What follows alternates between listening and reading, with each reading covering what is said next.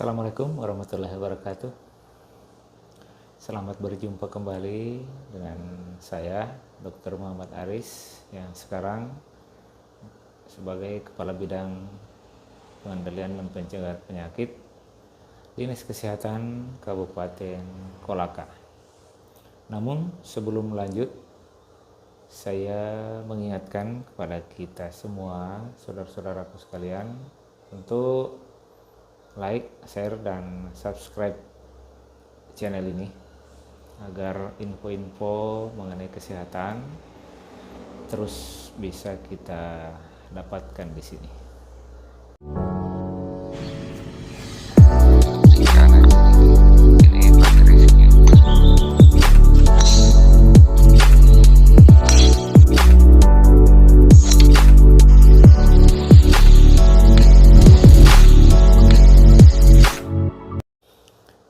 Kali ini saya akan membahas tentang salah satu penyakit yang masih menjadi masalah di tengah-tengah masyarakat, yaitu penyakit tuberkulosis.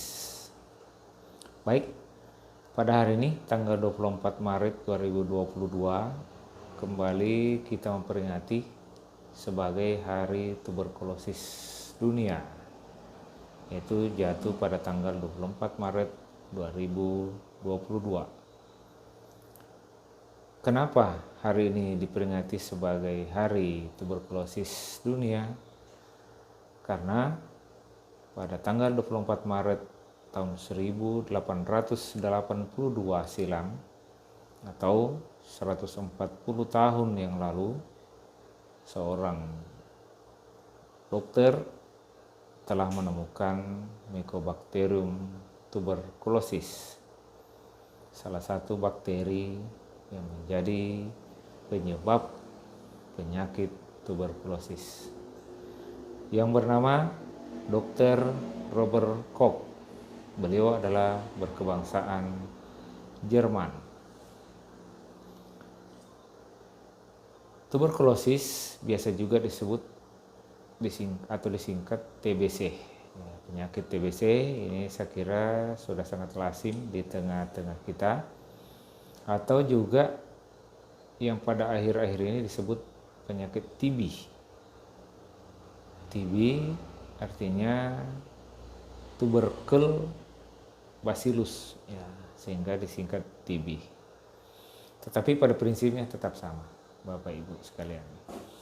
Sebelum saya lanjut ke gejala penyakit TBC ini, saya terlebih dahulu ingin menjelaskan tentang dua proses pertahanan tubuh yang terjadi pada manusia, yaitu proses bersin dan proses batuk.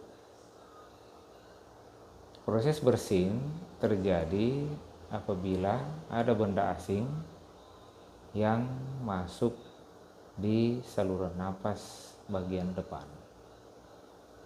Sementara batuk apabila benda asing itu masuk lebih ke dalam lagi, sekitar bronkus sampai paru-paru.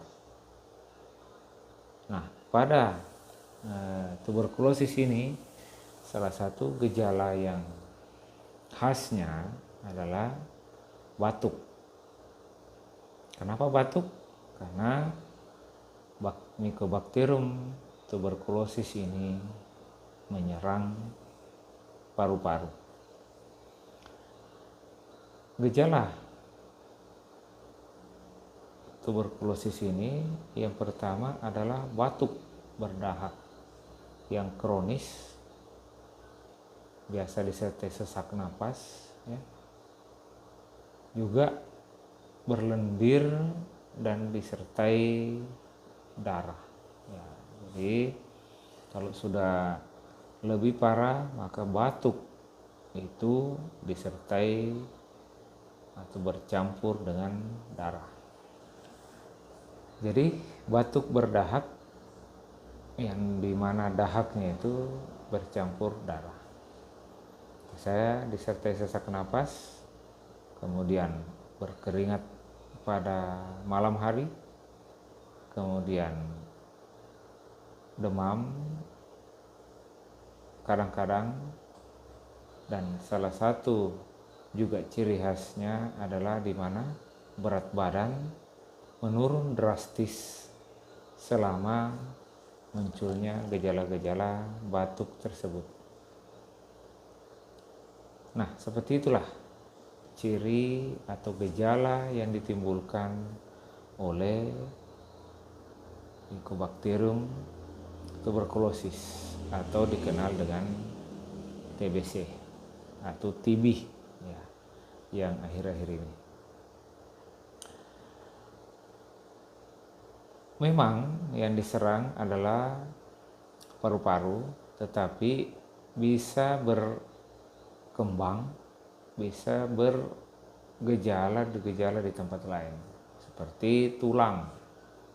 Ada yang TBC tulang, ada di otot, kadang-kadang sampai di otak malah, atau di saluran cerna, atau di usus biasa ya. Tetapi fokus utamanya adalah tetap di paru-paru, sehingga kebanyakan disebut TB paru. Untuk kondisi sekarang, masih banyak sekali warga kita yang sudah terindikasi penyakit TBC, tetapi yang pertama enggan untuk datang berobat. Kemudian yang kedua, berobat tetapi putus atau tidak melanjutkan pengobatannya, atau di program kami kenal dengan nama drop out atau DO. Saudara-saudaraku sekalian, Bapak Ibu, kenapa penyakit ini masih menimbulkan masalah di tengah masyarakat? Karena itu tadi, masih banyak yang belum menyadari penyebar luasan yang juga masih belum terkendali dengan baik, sehingga warga yang terinfeksi penyakit ini masih banyak. Jumlah kematian dunia menurut WHO adalah ada 4.100 orang setiap hari meninggal gara-gara penyakit tuberkulosis ini atau TBC ini. Kemudian sekitar 28.000 per hari itu orang terinfeksi TBC baru. Seperti itu. Untuk di negara Indonesia, negara kita ini termasuk dalam 3 besar jumlah penderita terbanyak. Jumlah terbanyak kedua adalah di Cina, dan jumlah terbanyak pertama ada di India. Penyakit TB ini sangat berkembang atau susah dikendalikan bersamaan dengan munculnya pandemi COVID-19. Sebelum itu sudah mulai ada perbaikan, tetapi di akhir-akhir ini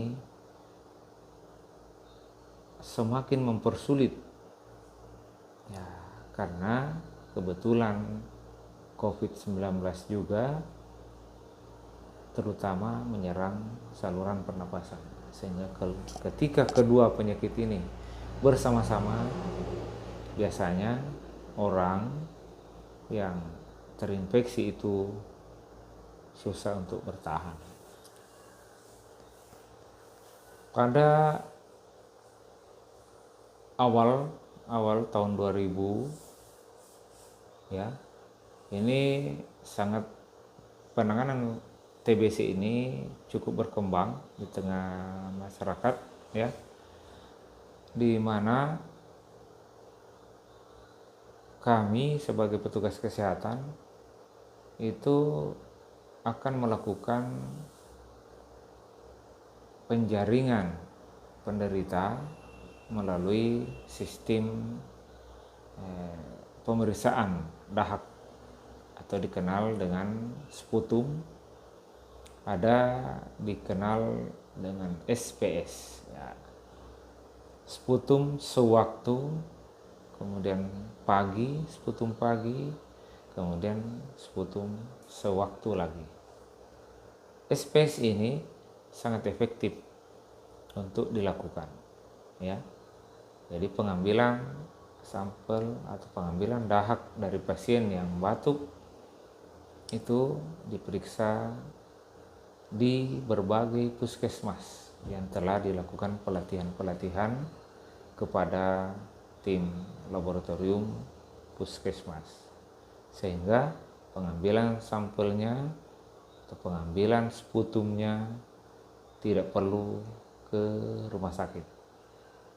Diagnosa bisa ditegakkan di puskesmas apabila ditemukan Mycobacterium TB di dalam sputum tadi, maka kita nyatakan positif penderita TBC yang baru.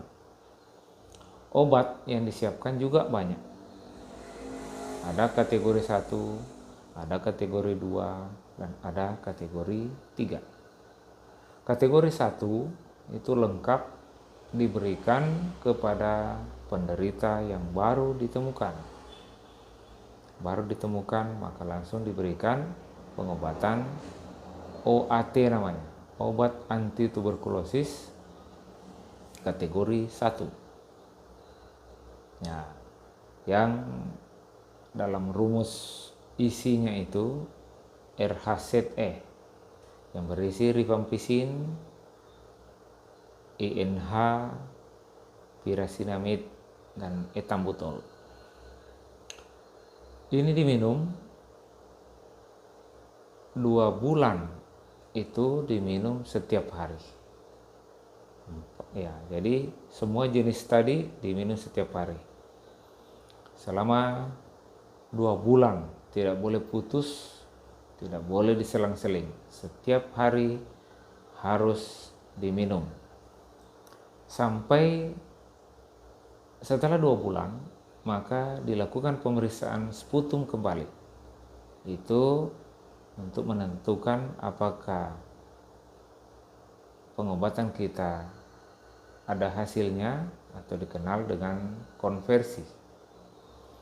Kalau ternyata setelah 2 bulan pemeriksaan dan kita tidak temukan lagi Mycobacterium, maka itu yang dimaksud dengan konversi. Maka pengobatan dilanjutkan sampai 4 bulan kemudian. Itu dengan pola diselang-seling ya. Senin diminum, Selasa tidak, Rabu diminum lagi, kemudian Kamis tidak, Jumat diminum lagi. Kemudian begitu kembali ke Senin lagi, kemudian Rabu, Jumat, Senin, Rabu, Jumat, atau Selasa, Kamis, Sabtu, Selasa, Kamis, Sabtu, selama 4 bulan. Nah, kalau tidak ditemukan selama 4 bulan itu, setelah dilakukan lagi pemeriksaan sputum, tidak ditemukan Mycobacterium TB, maka sudah dinyatakan sembuh atau selesai pengobatan. Itu untuk kategori 1. Kategori 2 adalah ada tambahan suntikan streptomycin. Ini lebih ngeri karena disuntik selama 60 hari disuntik ya, streptomycin. Setiap hari disuntik 60. Setiap hari disuntik streptomycin. Jadi 60 kali penyuntikan, setiap hari 1.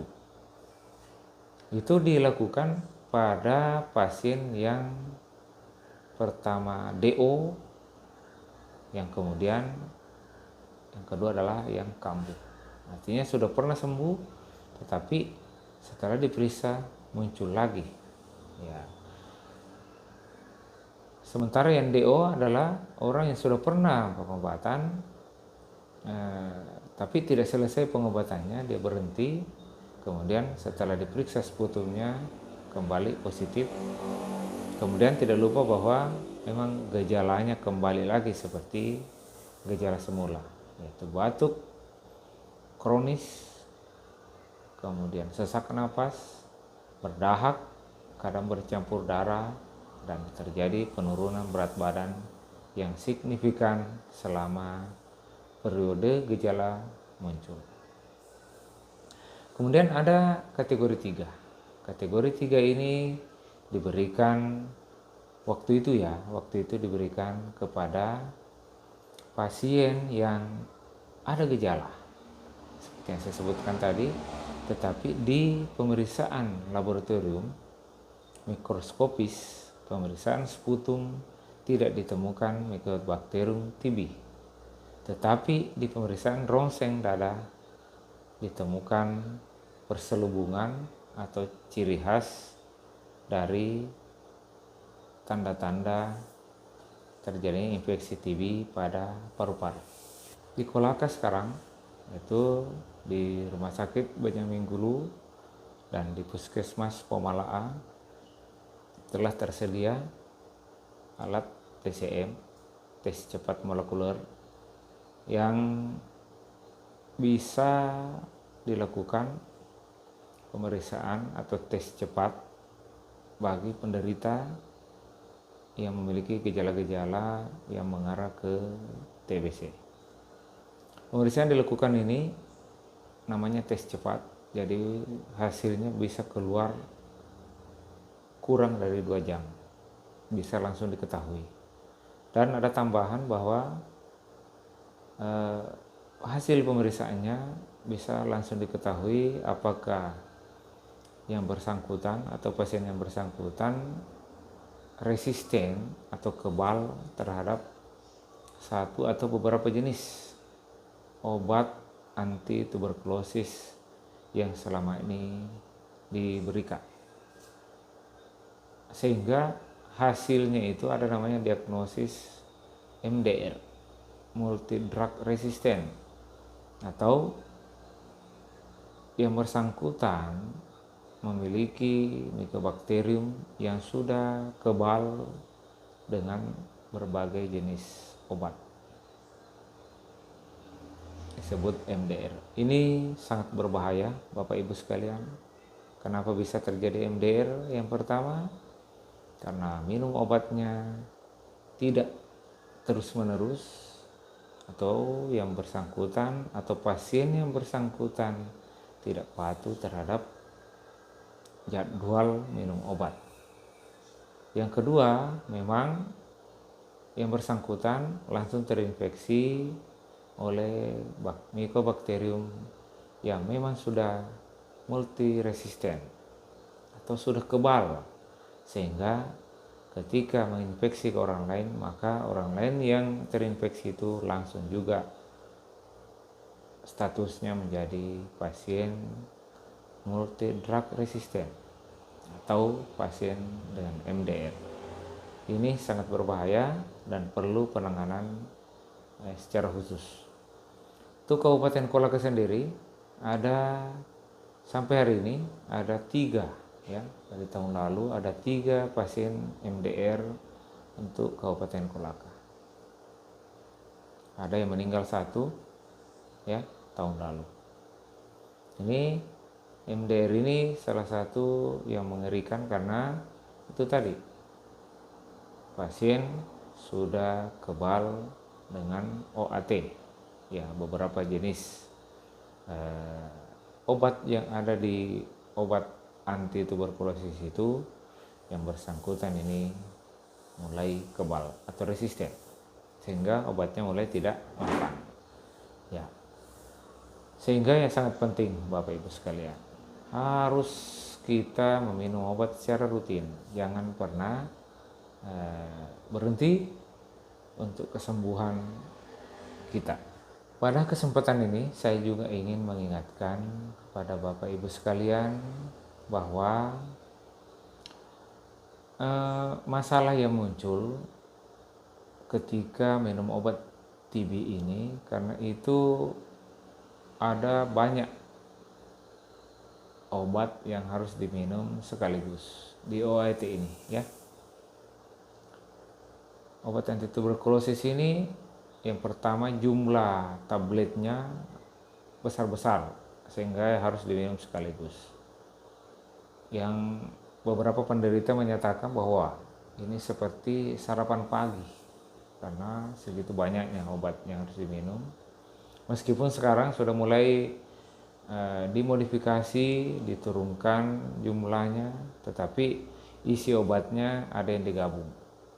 Sehingga sekarang tinggal 3 ya. 3 tablet, 3 butir setiap hari. Ini yang harus diminum.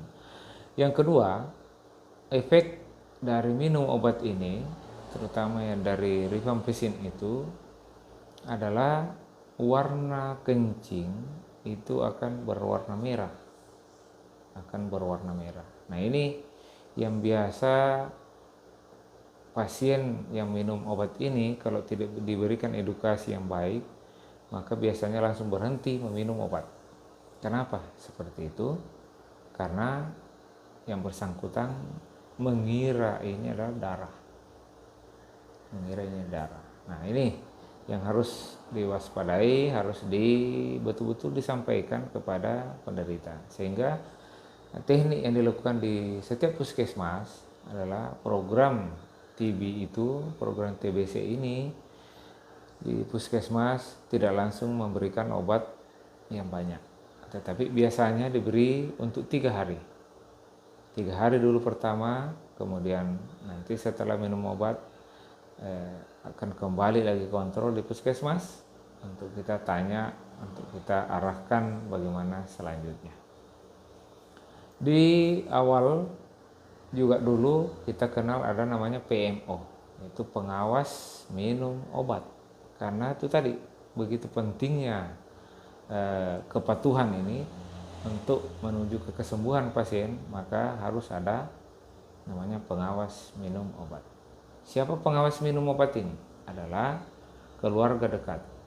Kalau ada suami istri, kalau istri yang sakit, maka suami yang menjadi PMO, yang selalu mengingatkan. Atau kalau suami yang sakit, maka istrinya menjadi PMO. Atau ibunya, atau anaknya menjadi PMO. Adalah pengawas minum obat, memastikan bahwa obatnya itu ditelan, obatnya itu masuk ke dalam tubuh ya. Karena hanya dengan itu maka proses demi proses pengobatan ini bisa berhasil. Kenapa seperti itu? Karena pengobatan ini merupakan pengobatan jangka panjang, minimal 6 bulan.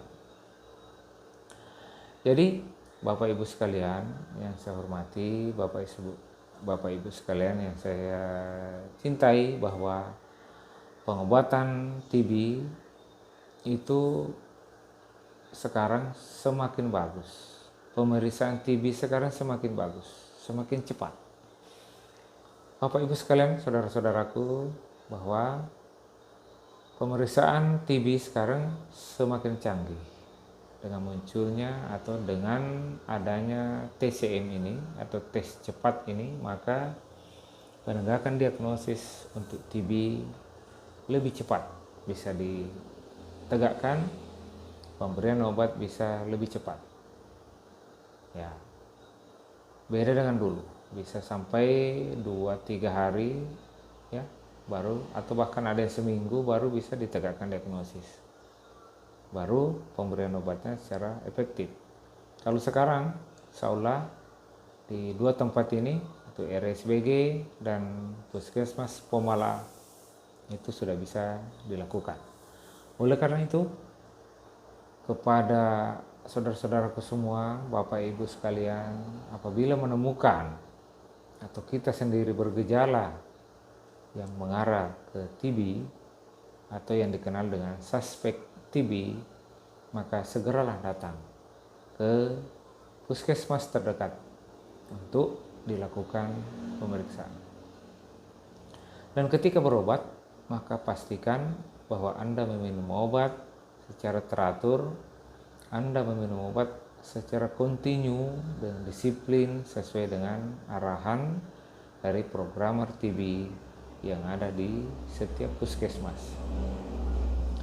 Dengan kepatuhan kita dalam meminum obat, maka insya Allah kesembuhan akan ada di depan mata. Penyakit TBC ini bukan penyakit yang tidak bisa sembuh. Penyakit ini bisa sembuh Bapak Ibu dengan kepatuhan tadi.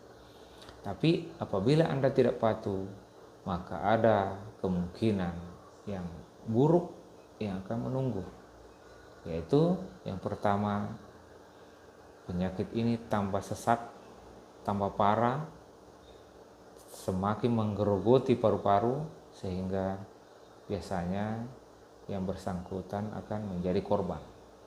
Yang kedua adalah bisa jadi Mycobacterium TB ini kebal terhadap berbagai jenis obat yang dikenal dengan TB MDR atau multi drug resistant, di mana yang bersangkutan akan kebal dengan berbagai obat TB yang ada.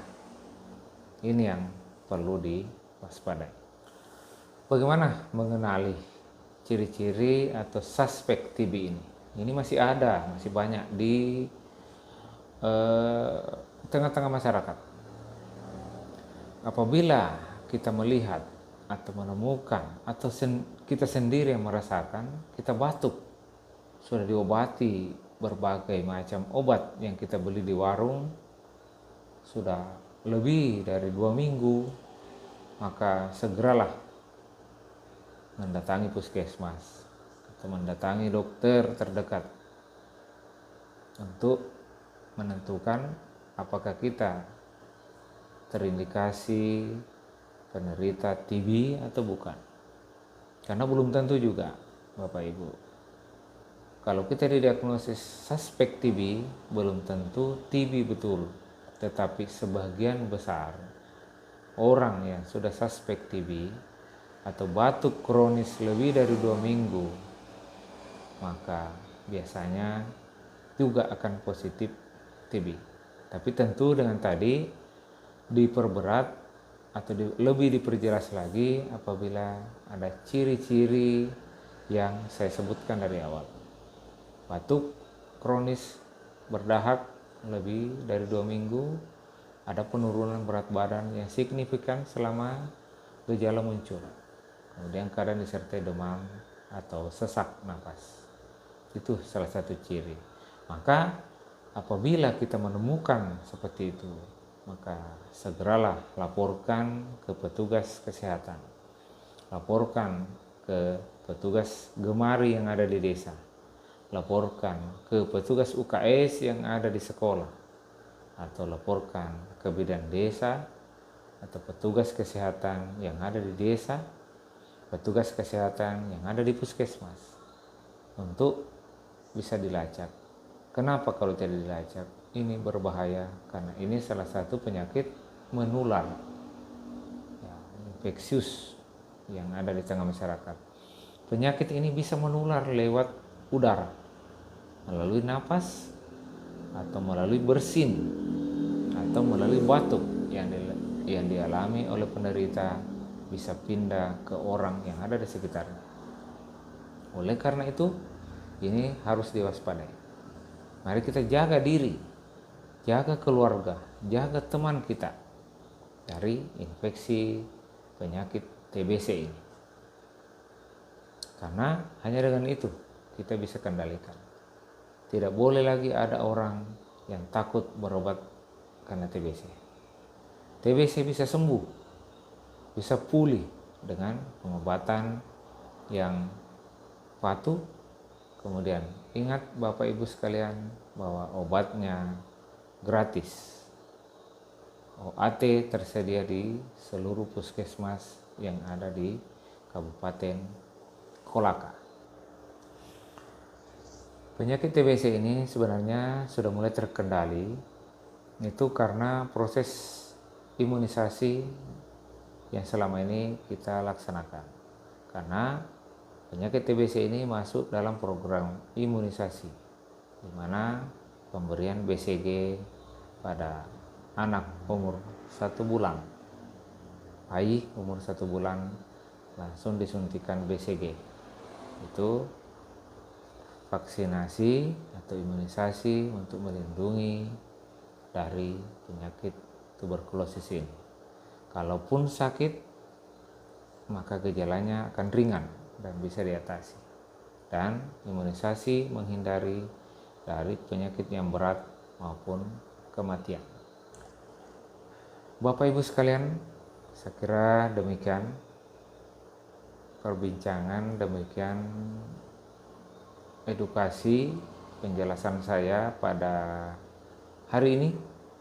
Mari kita saling mengingatkan, saling mendukung, dan saling mendoakan agar kita semua bisa diselamatkan, kita semua akan tetap sehat walafiat, sehingga kehidupan lebih berkualitas kita bisa raih. Assalamualaikum warahmatullahi wabarakatuh.